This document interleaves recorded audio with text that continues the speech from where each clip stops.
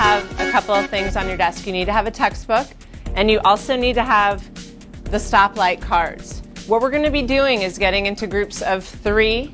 If there is an uneven number, we'll get into, some of you will have a group of 5. We have 4 quotes that we selected from Act 2. They are quotes from Friar Lawrence. For today's lesson, we were having the student interpret lines from the play Romeo and Juliet, and our students typically have trouble interpreting Shakespeare's language. So what we did was we used the stoplight in order to let them know that we would be available to help support them whatever level they needed. Well, once it's fired and the gunpowder is used, what happens? It's gone. And so that's what he's warning them about their love. Good, so just put it in your own words. That sounds good. It's my personal nature to kind of go around and ask, are you okay? Are you doing okay? And I think for some students, they see that as more of an annoying thing. So the students who didn't need my help were on green and they did fine, and they asked each other questions, which was good. And then the other students who knew they were in trouble flipped it over to yellow or red and knew that we would be there to support or guide whatever they needed us to do. What's he saying to Romeo about their love right now?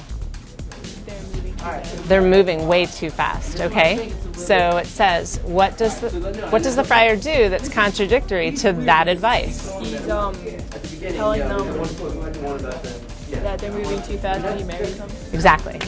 It's simple. He's saying you're going too fast, too fast, too fast. You're pushing it, pushing it. Okay, let's get married. You ready? For the lesson today, we decided to use the stoplight, something called take and pass, and also the use of the popsicle sticks to call names at random. We had an activity planned where the students were going to be rotating a piece of paper where they would be adding comments. And so the first student attempted to fill out or complete the first row of information, and then as they passed, they had to utilize each other's information from the previous row. They also were engaged with each other and working in groups of 3 or 4 so that they could communicate with one another. And the final thing that we used to engage in student participation was the cold calling with the use of, we have tickets in a cup with all the students' names on it, and we just pulled them at random. Instead of waiting for the same few students to answer questions, we pull them at random. And so they're used to that. They're used to using the stoplight and the popsicle sticks. We use that on a regular basis.